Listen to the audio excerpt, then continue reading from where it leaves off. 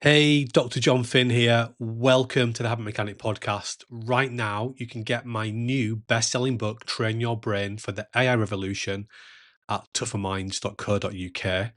The digital book, audiobook, and physical book are all available at a special price that you won't find anywhere else.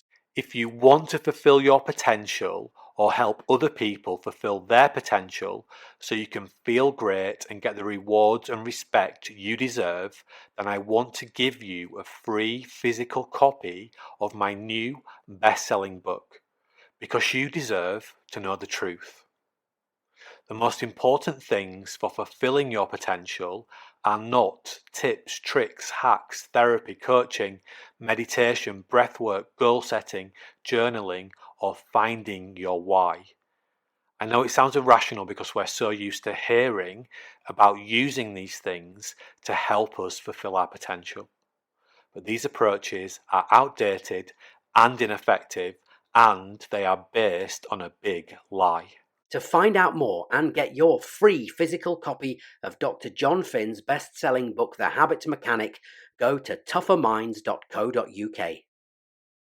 So this neurobiological phenomena that you've highlighted, then that's helpful, I think, for people to understand that there's something very tangible going on when they experience things, because stress, I suppose, can seem intangible in some ways, although it's massively damaging and has a massive effect for so many people.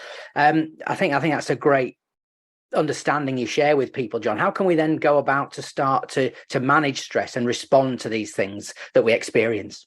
Yeah, and this is the importance of understanding the neurobiological underpinnings of what is going on inside our brains.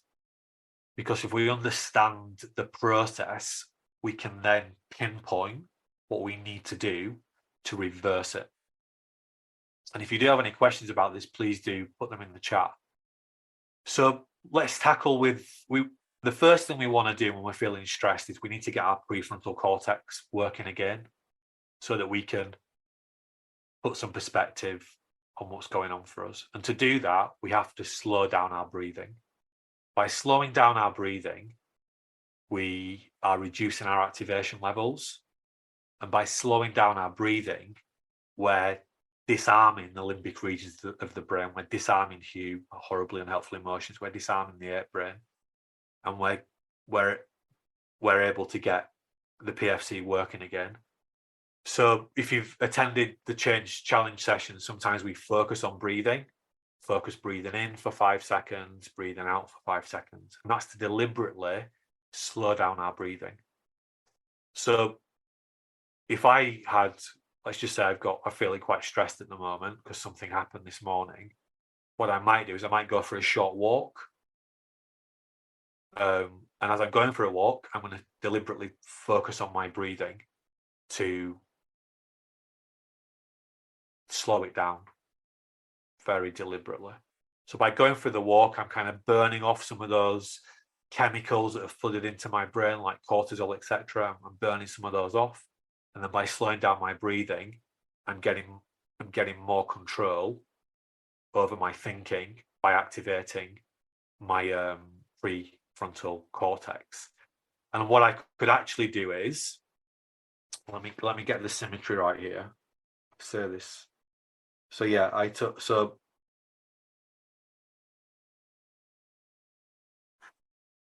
the part of our brain, part of our prefrontal cortex that we use to get more control over our thinking sits here. So it's the upper part of the left side of the prefrontal cortex. And if I want to activate that, I can just start to open and close my hand, because the left side of the body is controlling the left side of the brain is controlling the right side of the body, and vice versa. So by deliberately opening and closing my hand, I'm activating this part of the PFC. I think it's the dorsolateral prefrontal cortex that I need to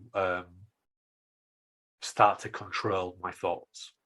Why does that hand action have the effect it does, Jon? That's absolutely fascinating. Because I'm deliberately doing something. So remember, most of what we think and do most of the time is automatic. Here, Yeah, some of this is automatic, but I'm deliberately opening and closing my hand, and that means that I need to use this part of my brain to do that. So by deliberately doing this, I'm deliberately activating this part of my conscious brain. And that can be helpful in a stress response. I know you also in the work you do in Habit Mechanic University, in the Habit Mechanic book, you talk about using mental imagery and self-talk. You have your own terms and your own way of helping people understand these techniques. Talk to us about that, if you would, please, in terms of managing and responding to stress. Yeah, we just did that then. So we talked about talking ourselves through breathing. That's focus words. Breathe in for 5 seconds. Breathe out for 5 seconds. As I'm breathing, just feel the tension in my shoulders dissipate like I'm deflating a balloon. Feel it's like my shoulders, I'm deflating my shoulders. I can imagine an activation dial in my mind's eye, and as I'm breathing, I'm reducing the activation dial. So we can use focus words and pictures in a very practical way to help us to reduce our activation. Once we've slowed the breathing down and we get our brain function working a little bit better, and remember, if you're sleeping well, if you're eating properly, if you're exercising properly, it's going to be much easier to manage the stress response faster. And it's worth saying at this point, we can't avoid getting stressed, but we can be proactive in how we deal with it. So yeah, we can go to some lengths to reduce the amount of stresses we will experience, but sometimes we just can't avoid being stressed. It's just our body's way of reacting to things. But what we can do is we can be far more proactive in how we manage the stress response. So instead of the stress response taking up an hour of our time or a day or a week, can we get it down just to 45 minutes or to a few hours or to a few days? So if we're proactive, we're going to get more time back. So once we've got the brain working better by slowing down our breathing in simple terms, the next thing we can do then is we can proactively work on getting our attention, getting that spotlight of attention from the lighthouse back onto something that's more helpful for us. And broadly, we call this focused reflection. If you do a 3-to-1 reflection at the end of the day, that's a focused reflection tool. You see me doing that in the app. So I am doing that, and I do more than 3-to-1. I also write it down as well. So I have a big stack of paper here where I write things down at the end of the day to help it. And I do that primarily to help me to process stress. So I build this into a routine. I write down my reflections. Then I actually go for a walk and I focus on my breathing, and I will listen to something that's calming and relaxing. It could be the BBC Sport radio show or something. It could be, something else. But I'm deliberately making it easy for myself to reduce my activation, to get my attention on something that's more helpful for us. So we have the 3-to-1 written reflection. We have the WABA. So WABA is a written 8-brain argument, and you can actually create a WABA in the app. It's mapped out in the book as well. We have the FAB framework.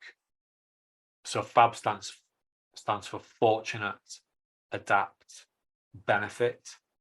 So I could, if I'm particularly stressed about something, I could start to write down, well, what have I been fortunate to be able to do today?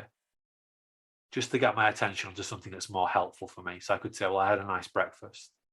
I got to spend some time with my loved ones. I had a great meeting at the start of the day. I had a productive first few hours. I went for a run this morning. I just start to remind myself about what I'm fortunate to have. I live in one of the wealthiest countries in the world. The A is adapt. So if I'm stressed, what I expected to happen isn't happening. Dwelling on it's not going to help me, so I could adapt the goal. So I was expecting to have a really important meeting and it got cancelled. Okay, dwelling that's no good. Okay, so make sure we reschedule the meeting. Make sure I use this time really effectively where the meeting could have taken place, just to get my attention back onto something that's more helpful for me. Could be a bigger one. I expected to get the pay rise in the peer review meeting. I didn't get it. Okay, so adapt the goal. Right, I want to get the pay rise in the next peer review meeting. When is it? What do I need to do to give myself the best chance of getting there? And then the B is about benefits. So what are the benefits of this stressful situation? What am I learning about myself? I'm learning how to get better at managing stress. By doing that, I'm saving time. The next time this happens, I'll be able to deal with it better.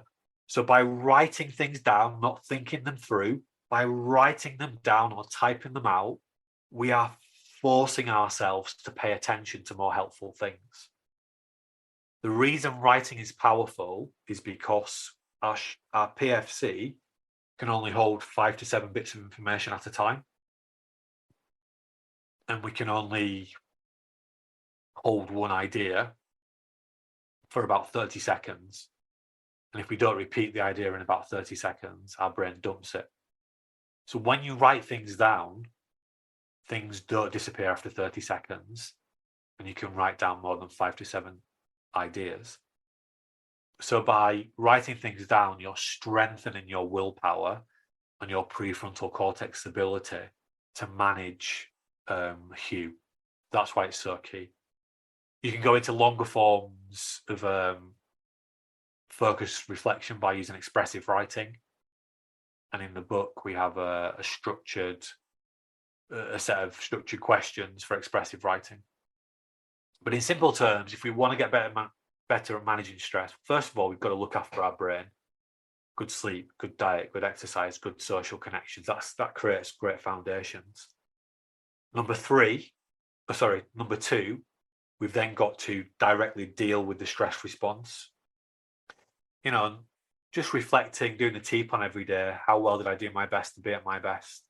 That's making us more aware of how we're feeling. So we might be able to catch faster that we're feeling a bit stressed and we need to intercede. The same at the end of the day, if we've already built the 3-to-1 structure in, it means that if we're feeling stressed at the end of the day, we've got a better chance of tackling it. But we've got to get the basics right. We've then got to be aware of how we're feeling. And when we recognize we're stressed, slow down your breathing, simple terms, slow down your breathing. And there's loads of habit mechanic tools you can use to do that, and then do some focused reflection.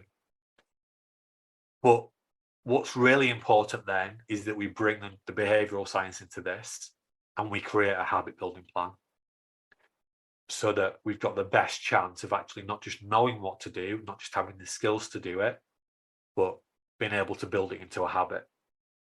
And in the app and in the end of chapter 22 in the Habit Mechanic book, there's an example habit building plan of how you could start to build a better stress management habit. And that example focuses on, at the end of the day, creating a 3-to-1 reflection. And I would say if you want to get better at managing stress, that's the first thing I would focus on, is at the end of the day, write down your 3-to-1 reflection. If you go into the diet, exercise and swap tool in the app, we have an example in there. If you in the sleep, if you select to work on sleep, we have an example end of day stress management / activation reduction routine, which includes writing a reflection, going for a walk, etc. So we map that out for you there step by step. So if you want to get better at managing stress, you've got to do the basics well: good sleep, good diet, good exercise. You've got to do that intelligent self-watching, so you can recognize faster when stress is causing you problems. Then you've got to do the basics: reduce your breathing and deliberately focus your attention onto what's more helpful for you by using focused reflection, and then create a habit building plan so that you can automate that process.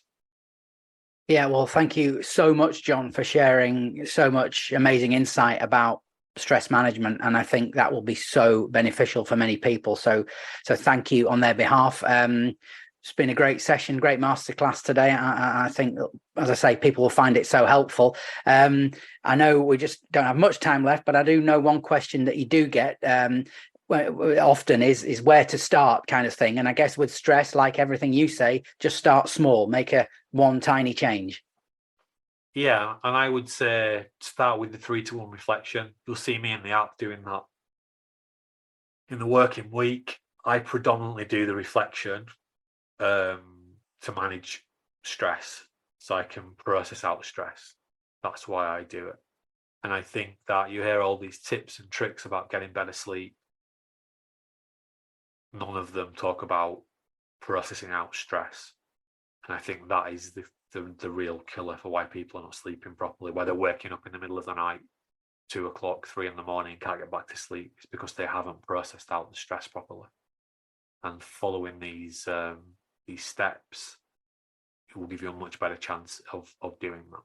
So as ever, as habit mechanics, it's not about knowing, it's about doing. And you never know, the next habit you build could be the one that makes all the difference. And that's why we say you're only ever one habit away. If you want to fulfill your potential or help other people fulfill their potential so you can feel great and get the rewards and respect you deserve, then I want to give you a free physical copy of my new best-selling book, Because You Deserve to Know the Truth. The most important things for fulfilling your potential are not tips, tricks, hacks, therapy, coaching, meditation, breathwork, goal setting, journaling, or finding your why. I know it sounds irrational because we're so used to hearing about using these things to help us fulfill our potential. But these approaches are outdated and ineffective, and they are based on a big lie. To find out more and get your free physical copy of Dr. Jon Finn's best-selling book, The Habit Mechanic, go to tougherminds.co.uk. Thanks for listening to the Habit Mechanic podcast. If you liked it, please subscribe and tell someone else about one of the ideas or insights that you found most interesting.